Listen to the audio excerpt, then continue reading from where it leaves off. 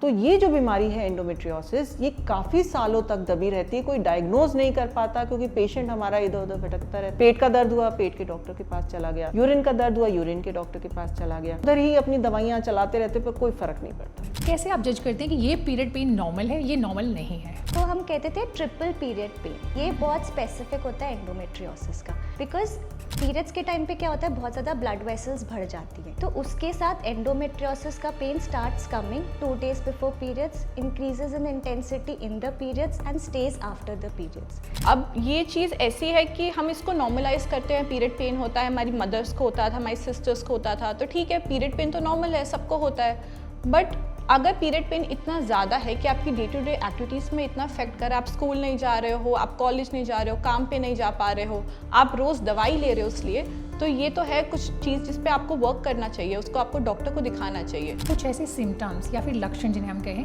कि जिससे आप मोटा मोटा आइडिया लगा सकते हैं। कुछ फीमेल्स को पीरियड की भी प्रॉब्लम आती है, जैसे कि पीरियड डार्क कलर्ड हो जाता है, कम आ रहा है, स्कैंटी हो रहा है, पेन बरकरार है, पेन बहुत है, या उसके साथ साथ उसको साइकोलॉजिकली भी थोड़ी दिक्कतें आ रही हैं कि उसको मूड स्विंग्स ज़्यादा हो रही हैं। आपने जो लोअर एब्डोमेन बोला है, this is the key factor. Pain को नॉर्मलाइज करना हमें छोड़ना होगा। इसका डायग्नोसिस किट बनाने में कई बार सालों साल लग जाते हैं, 10 साल, 11 साल, 15 साल, जब जाके इसका डायग्नोस पता चलता है और पेशेंट बोलते हैं मुझे पता ही नहीं था। फिर ट्रीटमेंट क्या होगा? सिर्फ मेडिसिन से काम चल जाता है? बिकॉज आप बेसिकली जो ओव्यूलेशन है, जो एग रिलीज है, उसे प्रिवेंट कर रहे हो। That is the main factor in endometriosis.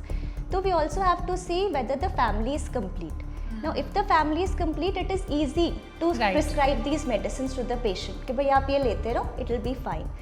Surgery का रोल आता है पहले हम लोग लैप्रोस्कोपी यूज़ करते थे फॉर अ डायग्नोस्टिक, बट अभी रिसेंट गाइडलाइंस से कि you don't need a surgical intervention सीधा डायग्नोस्टिक पर्पसेस में, you can rely on imaging.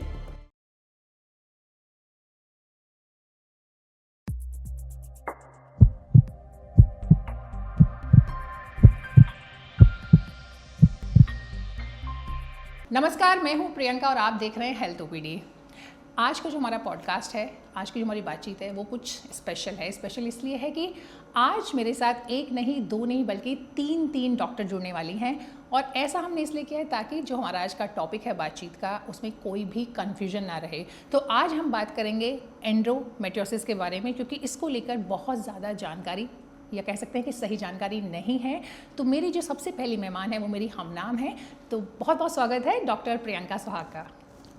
Thank you so much. जी, doctor Suhag is the consultant obstetrics and gynaecology Manipal hospital, और वो सबसे पहले हमें समझाएंगे कि जिस बीमारी की हम बात कर रहे हैं वो एक्चुअल में होती क्या है। तो अगर सीधा मैं आपसे पूछूं डॉक्टर कि एंडोमेट्रियोसिस क्या होती है, आप कैसे समझाएंगे? आप लोग ये समझिए कि अगर एक ऑर्गन ऐसी बन जाए जो अपनी नॉर्मल जगह पे ना रह के कहीं और काम करने लग जाए पूरी बॉडी में, तो कितना डिवास्टेटिंग इफेक्ट हो सकता है।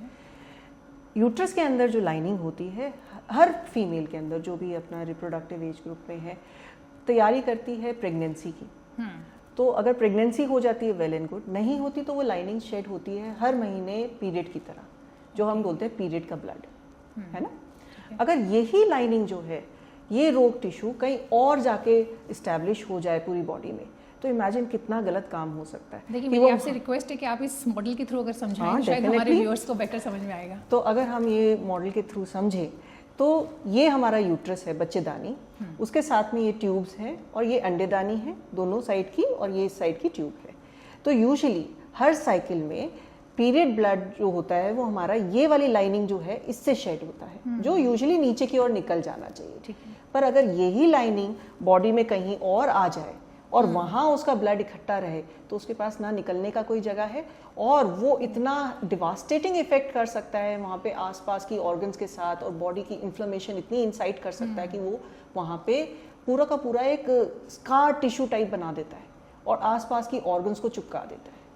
और उसका नुकसान ये है कि वो एज अ पेन या जिस ऑर्गन के ऊपर चिपका हुआ है उसके सिम्टम्स देगा, और वो आप पता नहीं कर सकते कि किस वजह से है। तो ये जो बीमारी है एंडोमेट्रियोसिस, ये काफ़ी सालों तक दबी रहती है, कोई डायग्नोज नहीं कर पाता क्योंकि पेशेंट हमारा इधर उधर भटकता रहता है। पेट का दर्द हुआ, पेट के डॉक्टर के पास चला गया, यूरिन का दर्द हुआ, यूरिन के डॉक्टर के पास चला गया, और वो उधर ही अपनी दवाइयाँ चलाते रहते, पर कोई फर्क नहीं पड़ता। इवेंचुअली क्या था, वो टिश्यू थी, वो ये टिश्यू थी जिसको डायग्नोज बहुत पहले हो जाना चाहिए था, जो नहीं हो पाया। तो इसकी वजह से ना ये बीमारी बहुत क्रॉनिक इलनेस है और इसको पहचानना, सही समय पे इसकी इलाज करना बहुत ज़रूरी है। तो कोई स्पेसिफिक एज होती है इसके लिए?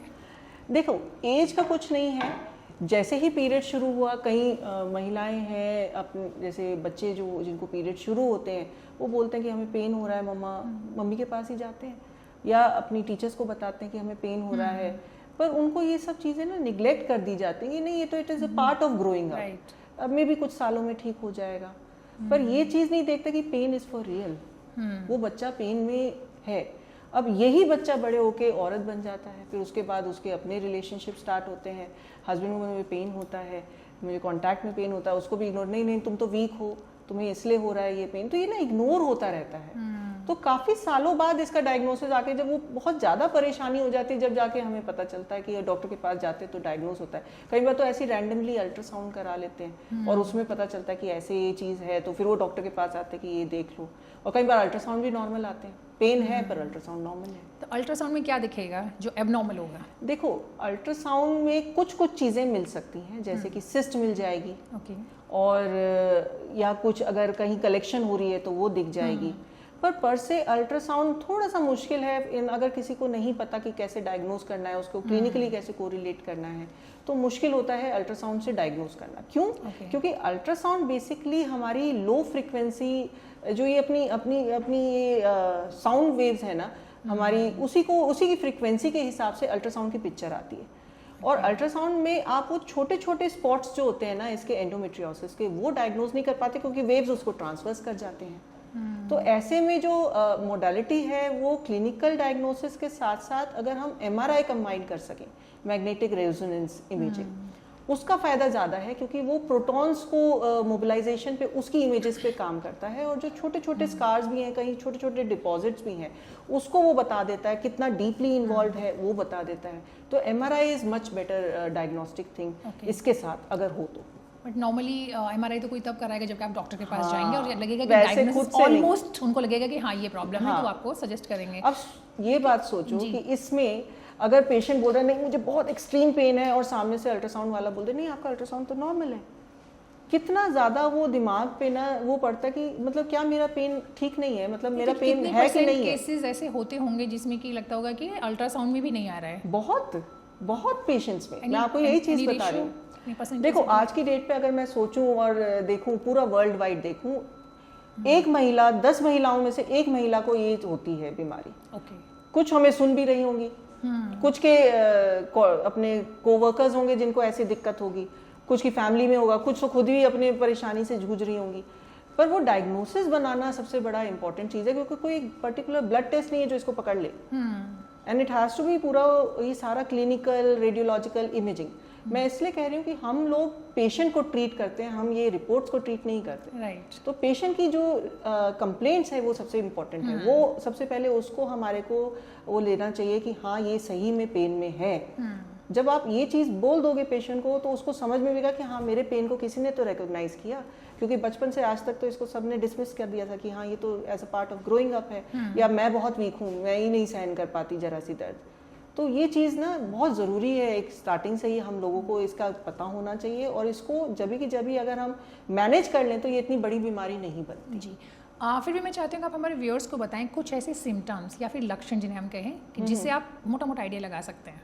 देखो, पेन ऐसा जिसकी वजह से आपको इमरजेंसी विजिट करनी पड़ जाए, जिसकी वजह से आप अपना कोई इंपॉर्टेंट इवेंट मिस कर रहे हैं, जिसकी वजह से आपको बार बार गोलियां लेनी पड़ रही हैं, या आपको आप कोई काम करना चाहते हो, कोई ऑक्यूपेशन परस्यू करना चाहते हैं, जैसे कि आप फिजिकल वाला अपना कोई आर्मी में जाना चाहता है कोई, और वो नहीं कर पा रहा क्योंकि मुझे पेन होता है इसलिए नहीं कर पा रहे हैं, तो इसका मतलब there is something wrong.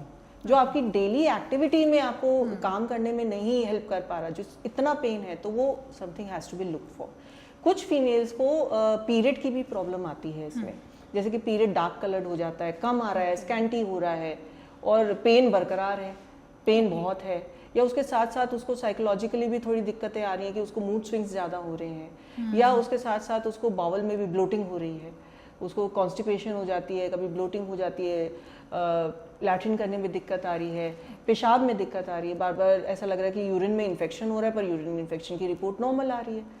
Pen हो रहा है यूरिन करने में। तो ऐसे लक्षण जिनको भी है उनको एक बार अपने आप को दिखाना चाहिए। हाँ, इट इज वेरी वेग। जहाँ मैं वही बताया, ये टिश्यू जहाँ पे भी रहेगी, जो नॉर्मल पीरियड ब्लड आ रहा है वो तो ब्लीड करके निकल जाएगा, ये जहाँ चुपकी होगी वहाँ ब्लीडिंग हो रही है, वहीं इन्फ्लेमेशन हो रही है, बॉडी उसको कलेक्ट करने की कोशिश कर रही है, वहाँ पे वो गांठें बनाना शुरू कर देगी। और अगर पेल्विक बॉडी में अपनी नीचे पेल्विस के अंदर ये उस जगह पे चिपक जाए जहाँ पे नर्व्स हैं हमारी इतनी सेंसिटिव, तो कई औरतों को तो दिक्कत आती है कि अरे मुझे तो पैरों में दर्द हो रहा है, क्रैम्प्स आ रहे हैं, बैक एक ज़्यादा हो रहा है। तो ये बहुत वेग है, it has to be diagnose. जब भी मैं बता रही हूँ कि इसका डायग्नोसिस किट बनाने में कई बार सालों साल लग जाते हैं, 10 साल, 11 साल, 15 साल, जब जाके इसका डायग्नोज पता चलता है। और पेशेंट बोलते मुझे पता ही नहीं था, ये अभी कैसे अचानक से हो। शायद यही रीज़न है कि आपके पास मैक्सिमम नंबर ऑफ पेशेंट्स जो है वो लेट आते हैं। राइट। तो सबसे यंगेस्ट पेशेंट किस एज का आया होगा आपके पास? मेरे पास अभी सबसे youngest patient 19 year old girl I थी, जिसको काफ़ी पेन था, बहुत मतलब मैसिव पेन। उसने इतना टेंशन में आ गई थी, उसने सोचा बहुत सारी रेमेडीज़ ली, उसने लोकल रेमेडीज़ ली, उसने बहुत जगह गई, रिलीजियस पॉइंट ऑफ व्यू से भी गई, पर उसको आराम नहीं मिल रहा था। She had been for a pain control therapy also, उसमें भी उसको आराम नहीं मिल रहा था। इवेंचुअली वी ऑपरेटेड हर, वो सारा का सारा क्लियर किया, अब जाके शी इज़ इन रिलीफ कि हाँ something has happened. But because of this, आप सोचो एक 19 साल की लड़की ने जो उसको करियर में बनना था, उसने वो ऑप्शन छोड़ के she opted for something subtle कि जिसमें मुझे ज़्यादा इन्वॉल्वमेंट नहीं करनी। तो ये चीज़ ना इग्नोर नहीं करनी चाहिए। जब बच्चा आपको बता रहा है कि उसको दर्द है, तो हाँ दर्द है, ऐसे कोई दर्द नहीं कंप्लेन करेगा और ऐसे कोई स्कूल नहीं अपने अवॉइड करेगा ना। तो ये चीज़ें हमारे को ना पहले से ही इस पे रिएक्ट करना चाहिए। और अगर मैं सबसे ओल्ड पेशेंट आपसे जानना चाहूँ? सबसे ओल्ड पेशेंट हमारे पास आई थी 50 ईयर ओल्ड, जिनकी हमने हिस्टेक्टमी करनी पड़ी थी क्योंकि उसको कितना पेन था। ये वो वॉशरूम तक जाने में, बैठने में डरती थी कि मेरे को वॉशरूम आएगा तो मुझे बहुत दर्द होगा। और उनके एंडोमेट्रियोटिक इम्प्लांट्स ब्लैडर के ऊपर थे, जो पेशाब की थैली के ऊपर थे, और लैट्रिन के रास्ते में थे, जो पूरा लैट्रिन के रास्ते के ऊपर थे। तो इतने भयंकर पेन में वो डील कर रही थी। सो बेसिकली चूँकि हम बार बार दर्द की बात कर रहे हैं और पीरियड्स के पेन की बात सबसे पहले मतलब आप बता रहे हैं कि वो पहला एक लक्षण हो सकता है, कब जो पीरियड्स का पेन है वो नॉर्मल है और कब जो आपने बताया कि जब सीवियर होगा। लेकिन अगर 3 चीज़ें हम आपसे जानना चाहें जो कि पीरियड्स के जो नॉर्मल पेन है उसको डील करने के लिए आप क्या सजेस्ट करेंगे? देखो, जो होम रेमेडीज़ हैं वो तो काम करती ही हैं। हमारे घर में हर कोई मम्मी और दादी वगैरह सब बताती ही हैं कि थोड़ा सा खाने पीने का ध्यान रखो। खाने पीने का lifestyle modification yes definitely complements the therapy that we do, but कुछ चीज़ें जैसे हॉट वाटर बैग हो गया, हल्का थोड़ा बहुत पेन है जो मैनेज हो रहा है, जो दवाइयों से सेटल हो रहा है, PCM हर कोई लेता है, पैरासीटामोल की टैबलेट, उससे सेटल हो गया एक बार में ही, तो दैट इज़ फाइन। बट ऐसा पेन जो आपको किसी काम करने में तकलीफ दे रहा है कि आप स्कूल अवॉइड कर रहे हो, आप अपने नॉर्मल एक्टिविटीज़ अवॉइड कर रहे हो, तो वो something is something have to be looked for, वो नॉर्मल नहीं है, that has to be tackled. Okay. और इससे कंसीव करने में भी प्रॉब्लम आती है? देखो, फर्टिलिटी एज सच इसकी वजह से कोई ऐसा इशू नहीं है। कितनी सारी फीमेल्स कंसीव भी करती हैं, बेबी भी होते हैं, बट हाँ थोड़ी इनमें रिप्रोडक्टिव हेल्प लेनी पड़ सकती है। है ना, ऐसा नहीं है क्योंकि एंडोमेट्रियोसिस एक ऐसी चीज़ है, अगर उसने गांठ बना दी तो कई बार वो ओवेरियन रिजर्व खत्म करती है, कई बार वो जो एनाटमी है, जो नॉर्मल एनाटमी है हमने जैसे डिस्कस करी, उसको डिस्टॉर्ट कर देती है, क्योंकि जैसे स्कार बन रहे तो वो पीछे चेंज हो गया, टाइट हो गया, इधर से आगे पीछे, तो उसमें थोड़ी दिक्कत हो सकती है। बट हाँ, कई तो नेचुरली भी कंसीव कर लेती हैं। ऐसा कुछ नहीं है कि it is hard and fast कि ये फर्टिलिटी पे बहुत ज़्यादा नुकसान पहुँचाएगी। ओके, बट हेल्प लेनी पड़ सकती है। ठीक है। और एक बार आपके पास पेशेंट आता है तो आप अल्ट्रासाउंड या MRI सजेस्ट करते हैं, फिर ट्रीटमेंट क्या होगा? सिर्फ मेडिसिन से काम चल जाता है? देखो, ट्रीटमेंट इंडिविजुअलाइज है, पेशेंट की कंप्लेंट के ऊपर है। अगर पेशेंट को पेन है तो हम पेन किलर स्टार्ट करते हैं, NSAID हम यूज़ करते हैं जिसमें ब्रूफेन आ जाता है। बेसिकली उसका क्या फंक्शन है, वो इन्फ्लेमेशन कम करता है, पर डिजीज़ तो है ही अंदर।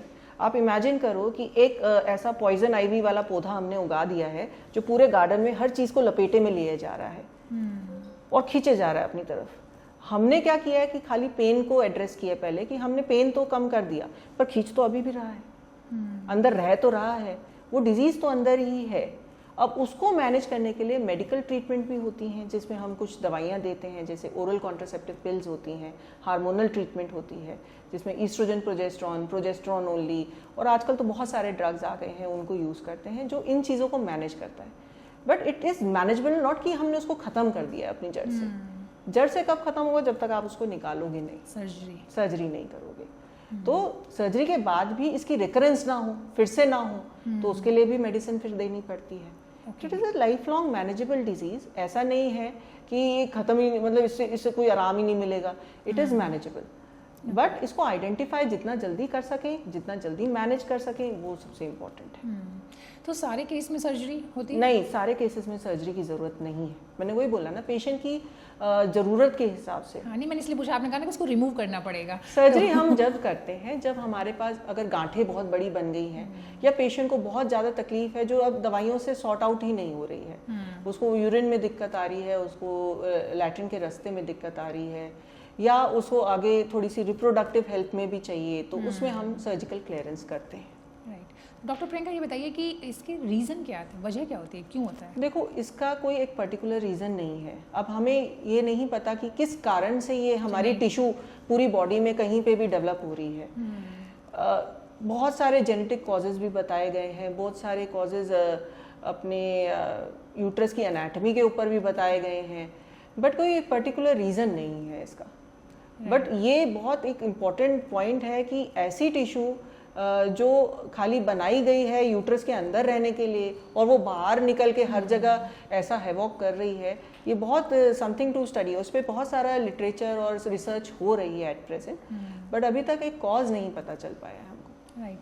सो अगला जो लक्षण आप बता रही थी कि इंटरकोर्स में पेन होता है, तो उसके लिए भी कई बार लोगों को ऐसे भी लगता है कि कई लोग बहुत सेंसिटिव होते हैं, तो लगता है शायद ये एक रीज़न हो सकता है। तो कब, अगेन फिर वही हम जानना चाहेंगे कि कब डॉक्टर को अप्रोच करना चाहिए किसी भी? देखो, अगर संबंध बनाने में कपल को दिक्कत आ रही है और ये एक मेजर रीज़न है पेन, तो इमीडिएटली डॉक्टर को तो कांटेक्ट करना ही चाहिए। एंड डॉक्टर उस टाइम पे एग्जामिनेशन करके ये चीज़ें बता सकते हैं कि किस कारण से ये सब हो रहा है। तो येस, डेफिनेटली डॉक्टर को उसी टाइम कांटेक्ट करें तो बेटर है। ये चीज़ को डिसमिस करना कि नहीं ये बंदा बहुत सेंसिटिव है इसलिए ऐसा होना है, वो एक psychologically does not play a good role in couple का केमिस्ट्री। तो कहीं ना कहीं रिलेशनशिप बहुत फर्क पड़ता है इससे। तो अगर दोनों कपल अंडरस्टैंडिंग है, तो ये अगर डिजीज के बारे में उनको पता हो, तो वो अंडरस्टैंडिंग की वजह से ना they can have a cordial relation. Right. तो वो पता होना बहुत ज़रूरी है। कितने केसेस में रिकरेंस होता होगा?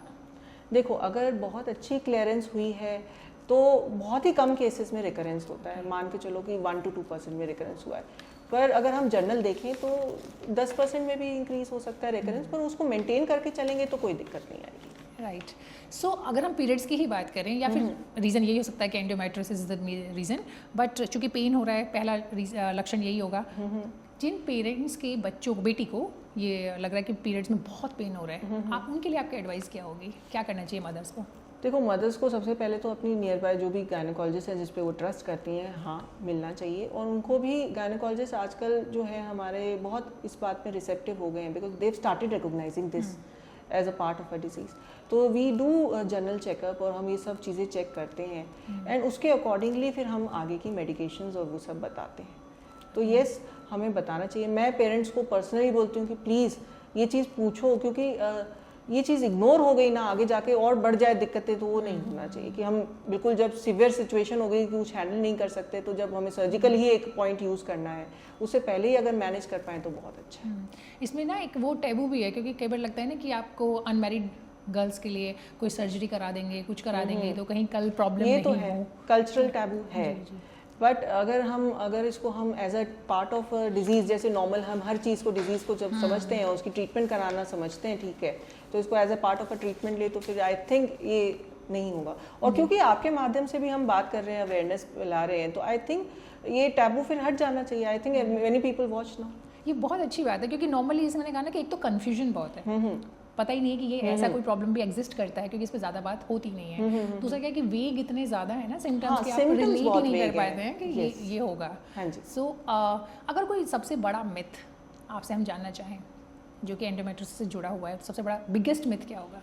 सब लोग ये डरते हैं कि अरे इसकी सर्जरी कराएंगे, इसकी दवाइयाँ लेंगे तो कहीं बच्चे को आगे कंसीव करने में दिक्कत ना आए, और उनकी ऑर्गन्स चली गई तो फिर आगे शादी नहीं होगी। वो सब इस चीज़ को बहुत ज़्यादा वो लोग सोचते हैं।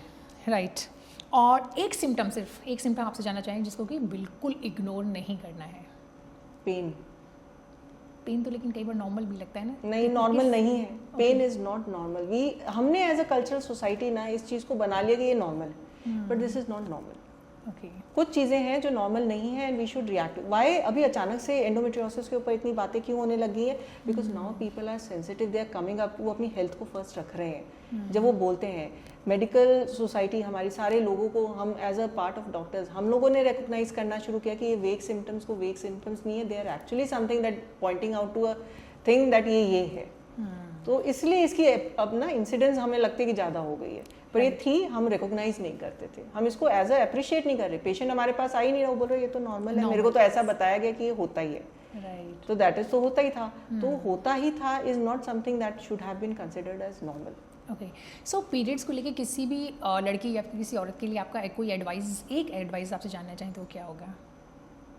या फिर अपनी बॉडी को लेके भी कह सकते हैं, नॉट जस्ट देखो, अपना जनरल बॉडी हेल्थ के बारे में हर किसी को मैं बोलती हूँ कि अपने जनरल बॉडी हेल्थ चेकअप्स जैसे ड्यू हैं वो करवाने चाहिए, जो जो वैक्सीनेशन रिक्वायर्ड है वो करवानी चाहिए।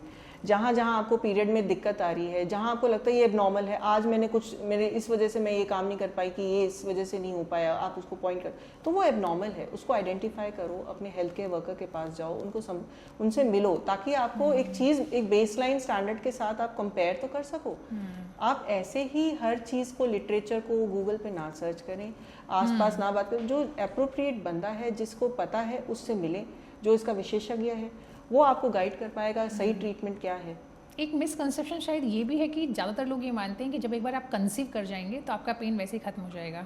ये हमारी इंडियन सोसाइटी में बहुत बड़ा कंसेप्शन है, मानते हैं नहीं, देखो ये इसलिए आया क्योंकि देखो जो मेन ट्रिगर करता है हार्मोन वो ईस्ट्रोजन होता है इसकी ग्रोथ के लिए, है ना। कहीं अब क्या है, प्रेगनेंसी में तो प्रोजेस्ट्रॉन ही काम कर रहा है, वही होता है पूरी बॉडी में, और वो इसको थोड़े दिनों के लिए दबा देता है क्योंकि उस टाइम पे ना ओव्यूलेशन हो रही है, ना कुछ पीरियड आ रहे हैं, तो दबा रहता है। तो जैसे ही प्रेगनेंसी हो जाती है, डिलीवरी हो जाती है, उसके बाद फिर से सिम्टम्स आ जाएंगे। पर प्रेगनेंसी और इसकी ट्रीटमेंट को कंबाइन नहीं कर सकते, किसी को फोर्स नहीं कर सकते तुम प्रेग्नेंट हो जाओ तो ये हो जाएगा ठीक, ऐसा नहीं है।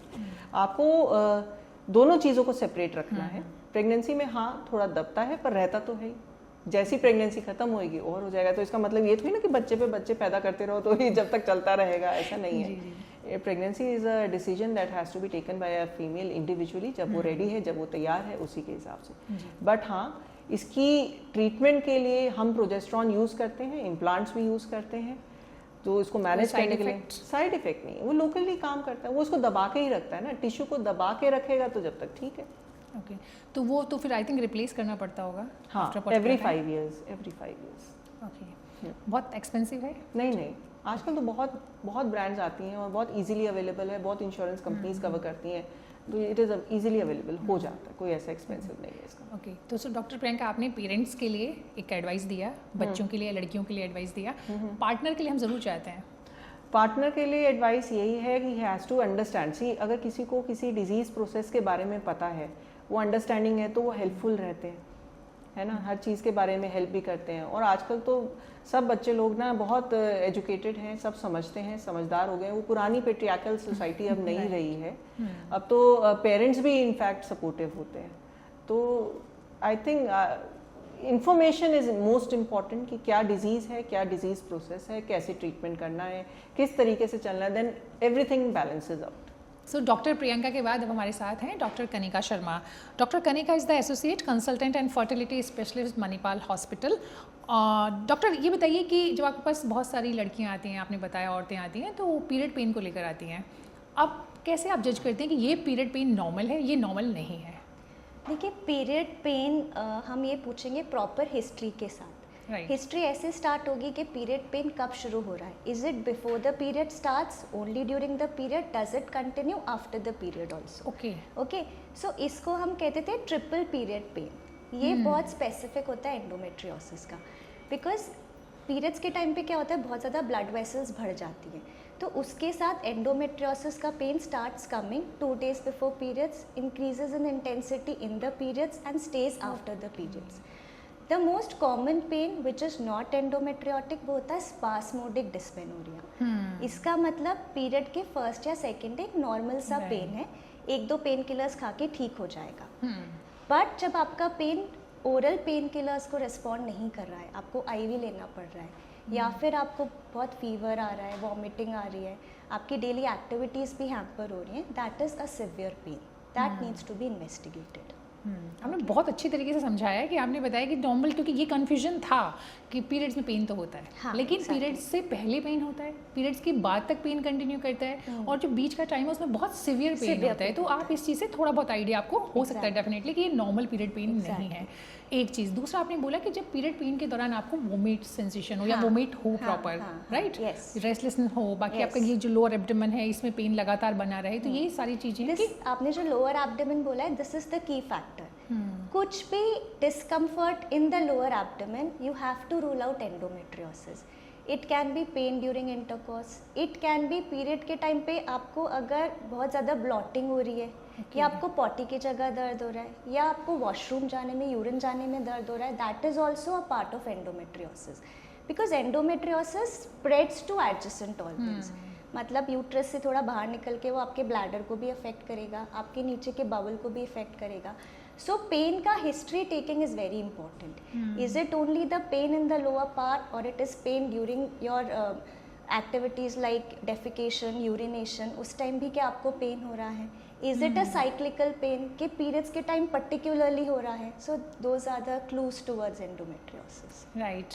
अभी क्या ना, इससे जो लोगों को थोड़ा भी कन्फ्यूजन रहा होगा कि पीरियड पेन से आप कैसे डिफ्रेंशिएट करेंगे एंडोमेट्रियोसिस के पेन को, तो वो काफ़ी हद तक क्लियर हो गया है। अब जब लोअर एब्डोमेन पेन की बात करते हैं तो ये लगातार बना रहेगा या फिर पीरियड्स के आसपास और पहले और बाद में ज़्यादा रहेगा? ये डिपेंड करता है what is the severity of the disease. Initially it will B cyclical. Okay. जैसे जैसे सिवियरिटी बढ़ेगी, एंडोमेट्रियोसिस सब कुछ प्लास्टर कर लेता है, no, it's like a parasite which engulfs everything. Then ये पेन परसिस्टेंट हो जाएगा, फिर वो नॉन साइक्लिकल हो जाएगा। So that will be a chronic, थोड़ा थोड़ा थोड़ा थोड़ा pain throughout the month.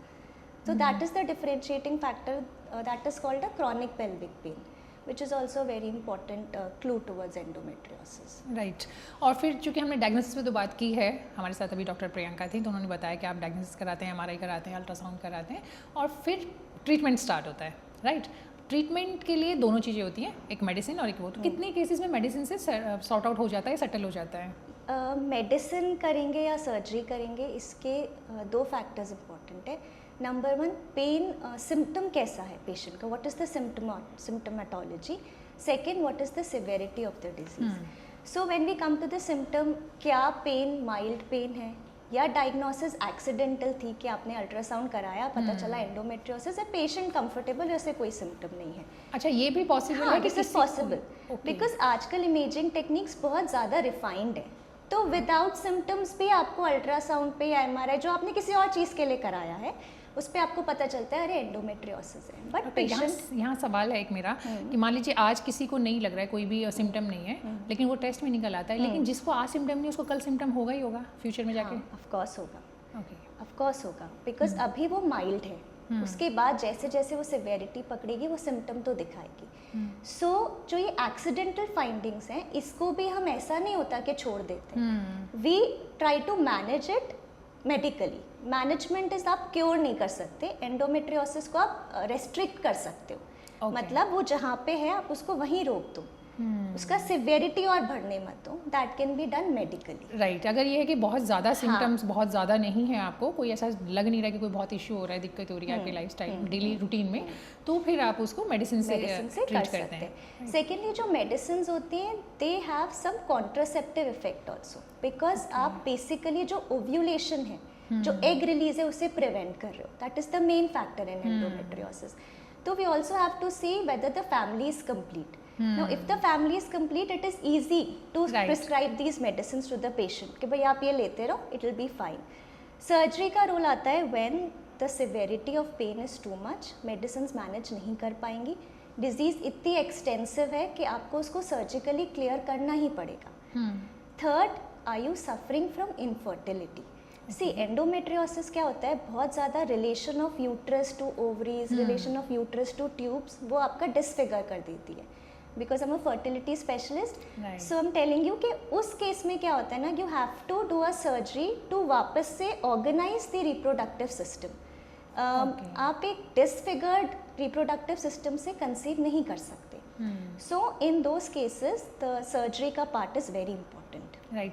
अच्छा, ऐसा होता है कि आप कोई यंग टीनेजर बच्ची आपके पास आती है और उसको आपको डिटेक्ट करते हैं कि उसको एंडोमेट्रियोसिस है, उसको पैचेस या जो हार्मोन थेरेपी की हम बात करें वो दे दिया जाता है, बट वो बड़ी हो जाती है और उसको अपनी फैमिली प्लान करना है, तो ऐसे केस में आप तब क्या एडवाइस करते हैं, क्या ट्रीटमेंट देते हैं? Endometriosis is always plan a family as soon as possible. Okay. But जब एक यंग फीमेल, आपने बहुत यंग एज से अगर ऑलरेडी ट्रीटमेंट स्टार्ट कर दिया है, डिजीज़ प्रोग्रेशन हम वेरी वेल स्टॉप कर सकते हैं। सो आई डोंट थिंक उन फीमेल्स को प्रॉब्लम आती है इन कंसीविंग। नहीं, बट क्योंकि आप थेरेपी दे रहे हैं ना, आपने बताया उसमें कॉन्ट्रासेप्टिव होता है, वो कॉन्ट्रासेप्टिव आप स्टॉप करो and you revert back to your reproductive cycle immediately. Okay. आजकल के ड्रग्स का कोई ऐसा बहुत लॉन्ग हाफ लाइफ नहीं है कि 2 साल लग जाएंगे या ऐसा कुछ नहीं है। We have these injections, we have those medicine कि आप 2 महीना खाओ, 3rd month you start planning your pregnancy. So that doesn't take that time, वो नहीं लेता है time, you revert back to your reproductive cycle immediately. अच्छा, कोई ऐसा पेशेंट आप हमें बताएं जो कि आपको लगता था कि वो मेडिसिन पे था, जिसकी हम लोग बात कर रहे हैं, थेरेपी पे था, और फिर आपको लगा कि फैमिली प्लान करनी है और विद इन जैसे बंद किया उन्होंने, और वो केस आपने देखा सक्सेसफुल रहा? So there was this girl 18 years old and she had this endometriotic cyst. Endometriotic cyst मतलब ओवरीज में cyst बन जाते हैं, but it was a small cyst. हम less than 3 centimeter cyst, not causing any symptom, we usually manage it medically. So there's these tablets are there which you give आप continuity में देते रहते हो, ज़्यादा साइड इफेक्ट भी नहीं होता है। Now she got married at the age of 25-26 and then immediately when she wanted to plan her family, you stop the oral contraceptives, you stop those medicines and आप थोड़े से fertility drugs start कर दो, and immediately I think within 6 months she was able to conceive. And once you conceive, obviously वो जो 9 months हैं pregnancy के, they are protective towards endometriosis. Okay. So yes, disease progression number 1 can be stopped, fertility can be reverted back immediately. Perfect. कब आप decide करते हैं कि आप सर्जरी करनी ही करनी है, मेडिसिन से काम नहीं चलेगा?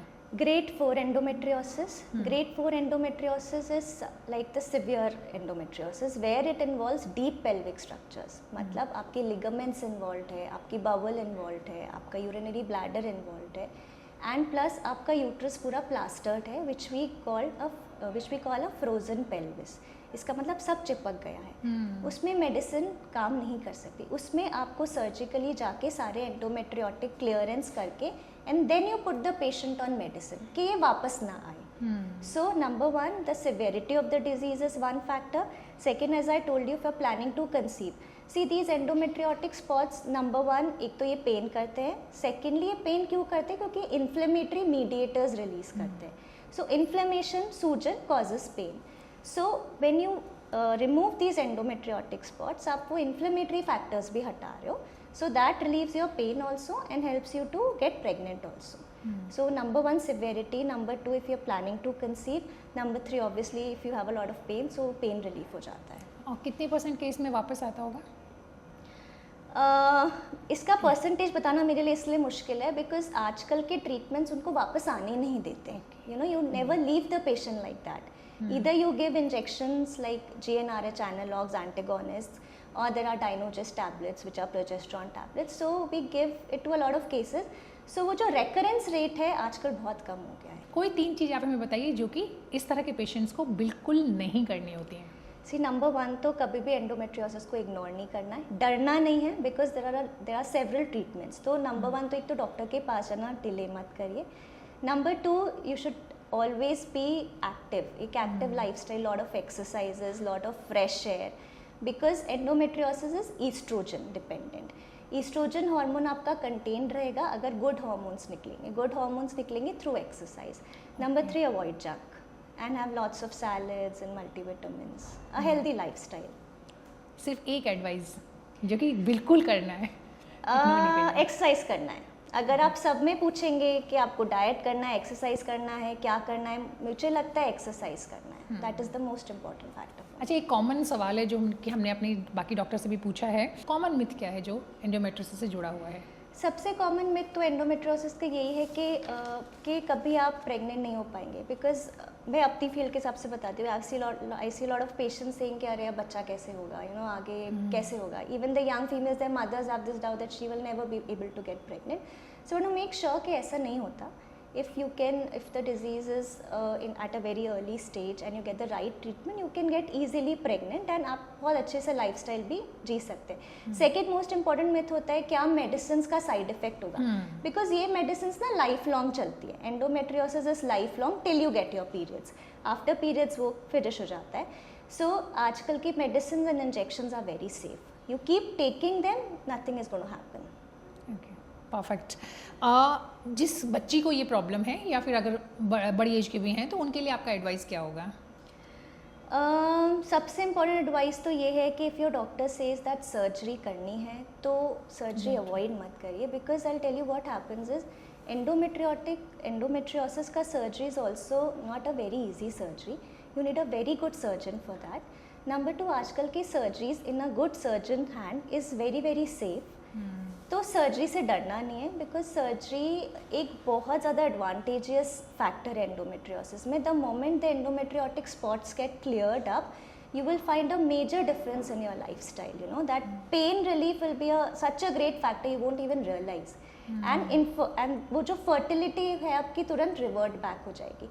So पहली चीज़ सर्जरी से डरना नहीं है, but select a very good surgeon for the surgery and eat lot of good food and be stress free, do lot of exercise. Laparoscopic surgery होती है most of the cases. आजकल robotic is the main trend, because robotic में फ़ायदा ये है कि you get a very clear picture. Robot is like a 3D, और sitting in the abdomen feeling everything and doing the surgery. तो वो fat planes, tissue planes को बहुत ईजिली आइडेंटिफाई करता है. सो जो एंडोमेट्रियोसिस है ना, वो अगर अंदर मिक्सड है इन द नॉर्मल टिश्यू, आप इजिली पिक करके उसी टिश्यू को निकाल सकते हो. You will not harm आसपास के tissues. So आजकल robotic, which Dr. Priyanka ma'am is an expert in, that is the main modality of surgical treatment in endometriosis. एक एडवाइस जो किसी महिला के लिए, किसी भी लड़की के लिए आपका होगा पीरियड्स को लेकर, उसकी ओवरऑल बॉडी को लेकर? आई वुड एडवाइस, देखिए जो छोटे छोटे बच्चे हैं, कुछ भी पीरियड पेन को नॉर्मली मत लीजिए. थोड़ा बहुत भी पेन है, इन्वेस्टिगेट कराइए, बिकॉज इन्वेस्टिगेशंस आर अवेलेबल. एक नॉर्मल सा अल्ट्रासाउंड एंड एक नॉर्मल सा blood test can also help us to know कि कुछ भी एंडोमेट्रियोसिस का एलिमेंट तो नहीं है बॉडी में. बिकॉज जब आप यंग होते हो, आपकी नंबर ऑफ पीरियड साइकिल्स कम होती है, तो डिजीज़ की सिवियरिटी बहुत कम होती है. तो अगर यंग एज में डिटेक्ट हो गया, यंग एज से ट्रीटमेंट स्टार्ट हो गया, तो आगे का जो भी कॉम्प्लिकेशंस हैं वो बिल्कुल नहीं आएंगे.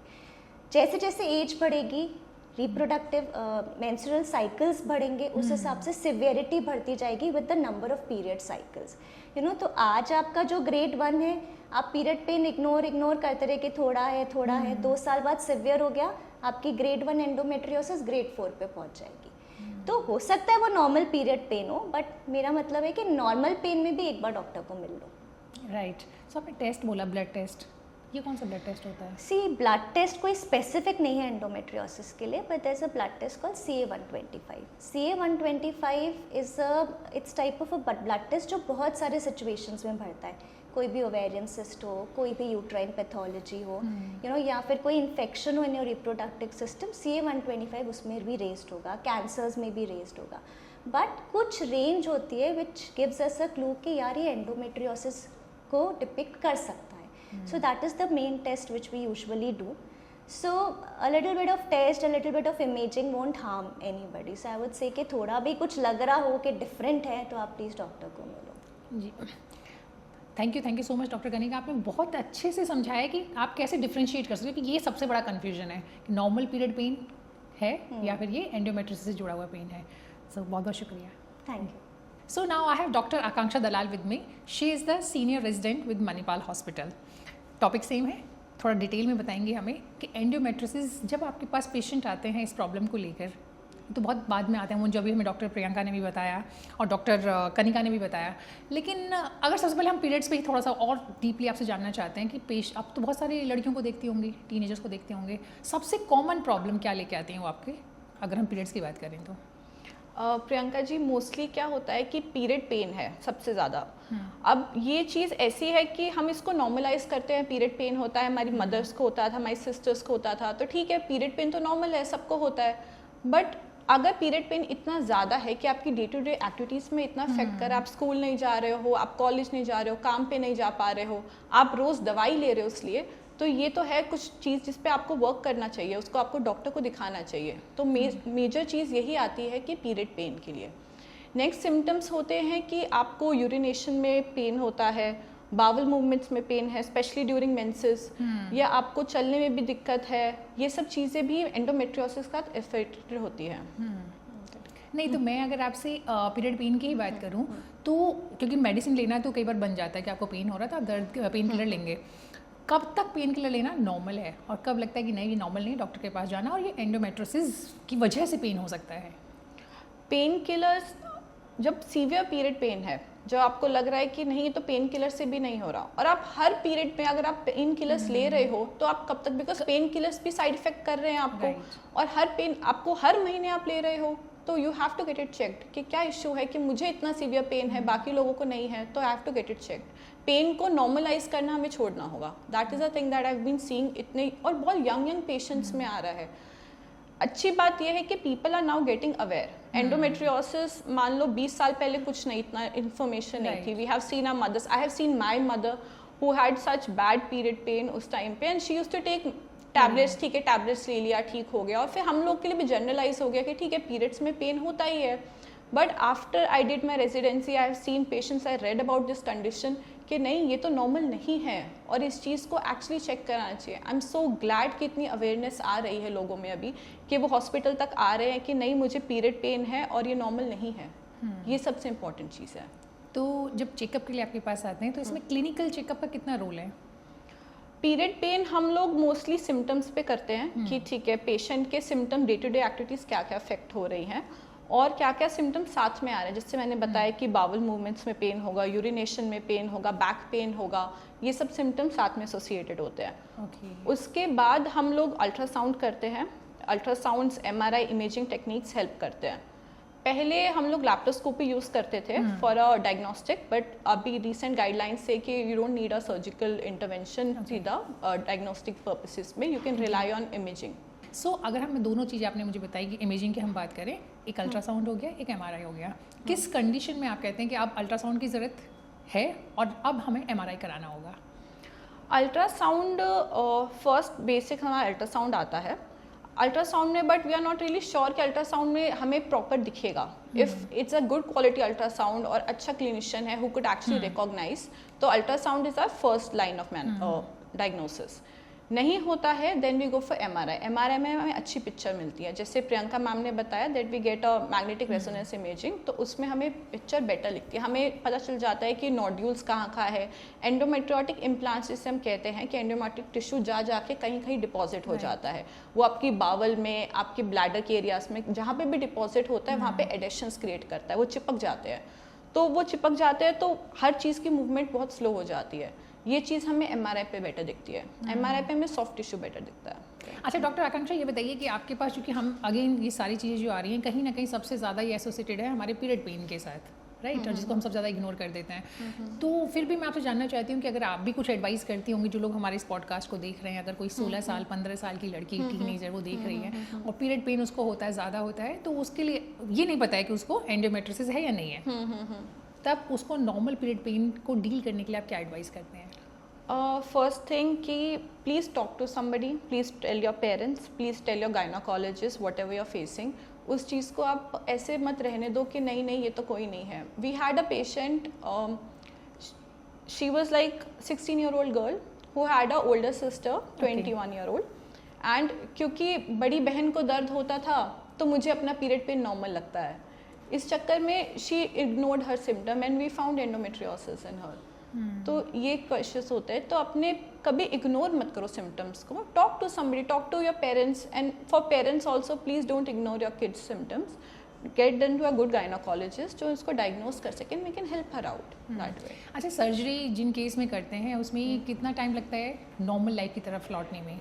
सेम डे तो डिस्चार्ज नहीं होते होंगे ऑफ कोर्स पेशेंट? नहीं, we discharge them within 2 to 3 days and not more than that, depending upon कि कितनी एक्सटेंसिव सर्जरीज है, और वो डिपेंड करता है कि कितना फैला हुआ है डिजीज़, कि डिजीज़ आपके बावल पे है, ब्लैडर पे, कहाँ इम्प्लांट है, तो उस चीज़ पे डिपेंड करता है, वो हर पेशेंट का इंडिविजुअलाइज होता है। कोई ऐसा केस स्टडी आप हमारे साथ शेयर कर सकते हैं जिसमें कि आपको लगे कि वाकई वो सब कुछ लगता था कि नॉर्मल है, लेकिन बिकॉज ऑफ एंडोमेट्रियोसिस इग्नोर किया, प्रॉब्लम बढ़ गई, या कुछ ऐसा हो कि बहुत ज़्यादा सफ़र करना पड़ा उसको लाइफ में?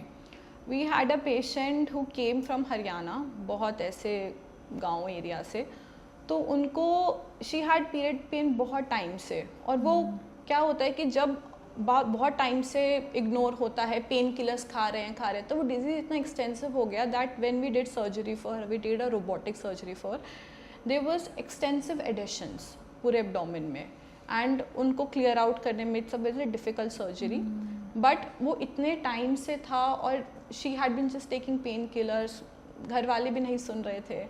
That is the thing about women's health, that it gets ignored, and that's बहुत अच्छा लग रहा है मुझे कि अब जाके people are getting, I think it women empowerment जो आ रहा है ना, उससे health advocacy for women is actually getting better, so I am glad that's happening. And जो भी लोग हमारे व्यूअर्स देख रहे हैं उसमें जो यंगस्टर्स हैं, यंग लड़कियां हैं, उनके लिए आपकी एडवाइस क्या होगी? उनके लिए मैं यही कहना चाहूँगी कि first of all, if you are having period pain which is not normal, please consult a gynaecologist. दूसरा, please take care of your health, because you are important, don't think you are weak. कई बार ऐसे लगता है कि हम period pain नहीं सह कर पा रहे हैं तो हम वीक हैं, ऐसा नहीं है, it's not a sign of weakness, please consult somebody, it's a sign of disease and it can be get treated. Endometriosis से जुड़ा हुआ कोई एक myth? The thing we talked about कि infertility, endometriosis does not cause infertility, implants करता है, that could be removed, we can have a treatment, individualize कर सकते हैं आपके basis पे, you can get fertile, you can have babies, you don't have to worry about that. कोई एक ऐसा सिम्टम जिसको बिल्कुल इग्नोर नहीं करना है? Again, pain, please don't ignore pain. Severe pain is not normal, please don't ignore. Severe pain which comes up with other symptoms that affect your daily life, तो उसको इग्नोर ना करें। राइट, सो जो बच्चे हैं ऑफ कोर्स जो आपके पास आते होंगे, यंग गर्ल्स, उनके पेरेंट्स के लिए भी अगर आपका कोई मैसेज हो तो वो आप हमें बताएं। पेरेंट्स को यही कि अपने बच्चों को अगर they are complaining, don't say कि नहीं this happens to everybody, because somewhere we have been told that कि नहीं पीरियड पेन नॉर्मल होता है। Please don't say that. If your kid is missing school, if your kid is vomiting because of pain, और वो बहुत severe pain में है, तो please get them to hospital, please get them checked, please don't ignore the pain. Okay जी, thank you so much. Thank you.